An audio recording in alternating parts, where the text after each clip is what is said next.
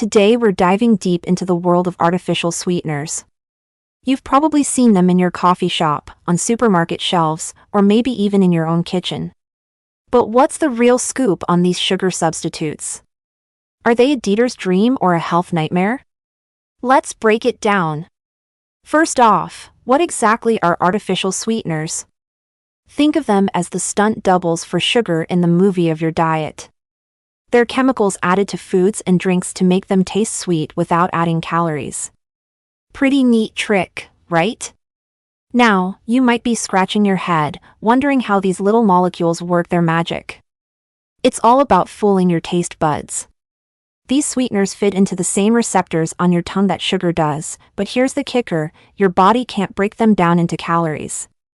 It's like they're wearing a sugar costume to the Halloween party that is your mouth. Let's talk about some common artificial sweeteners you might recognize. 1. Aspartame. You'll find this one in NutraSweet and Equal. It's 200 times sweeter than sugar. That's like having a cat that purrs as loud as a lion. 2. Sucralose, better known as Splenda. This one's 600 times sweeter than sugar. Imagine a feather that weighs as much as a bowling ball. 3. Saccharin. Remember Sweet and Low? That's saccharin, and it's a whopping 700 times sweeter than sugar. It's like a whisper that's louder than a shout.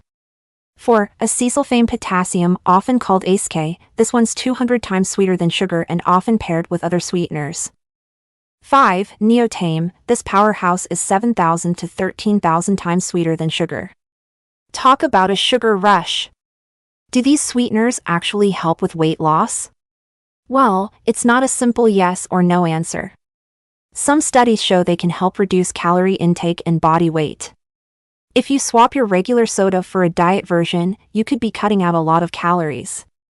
But other research suggests they might increase cravings for sweet foods.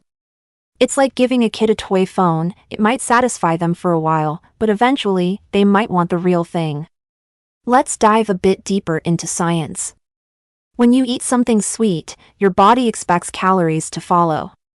But with artificial sweeteners, those calories never show up. Some researchers think this might confuse your body's metabolic processes. It's like your body is all dressed up for a party that gets cancelled. For people with diabetes, artificial sweeteners can be a real game changer. They offer sweetness without spiking blood sugar levels. Imagine being able to enjoy a sweet treat without worrying about your insulin going haywire. But as always, moderation is key. Don't go chugging gallons of diet soda thinking you found a magical health elixir. Now, let's address the elephant in the room, the big C question. Cancer. Good news, folks. Despite some scary headlines in the past, current research shows no link between artificial sweeteners and cancer in humans. Early studies in the 1970s found that saccharin caused bladder cancer in rats, but we now know that rats process saccharin differently than humans do. Here's a sweet fact for you: artificial sweeteners are actually better for your teeth than sugar. They don't react with bacteria in your mouth, so they don't cause tooth decay. Your dentist might just give you a gold star. It's like having a cake that cleans your teeth while you eat it. But it's not all sunshine and rainbows in sweetener land. Some people report headaches or digestive issues after consuming artificial sweeteners. Everyone's body is different, so pay attention to how you feel. It's like how some people can eat dairy all day while others, well, let's just say it's not pretty. There's also been some buzz about artificial sweeteners affecting gut bacteria.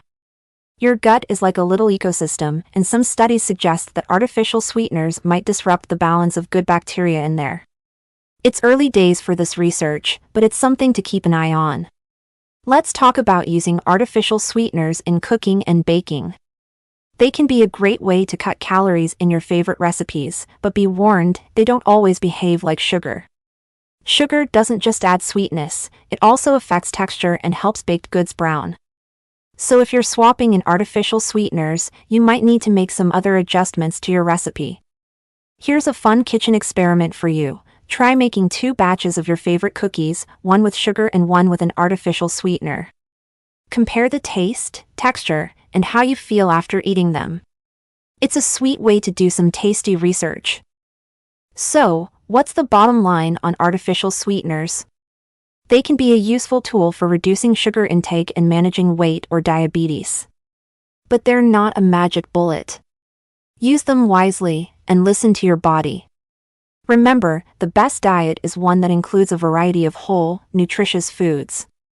Artificial sweeteners can be part of that, but they shouldn't be the star of the show. Think of them as a supporting actor, not the lead role. If you do decide to use artificial sweeteners, here are a few tips. 1. Start small. Don't go from 0 to 60 overnight. Gradually incorporate them into your diet. 2. Mix it up. Don't rely on just one type of sweetener. Variety is the spice of life. 3. Read labels.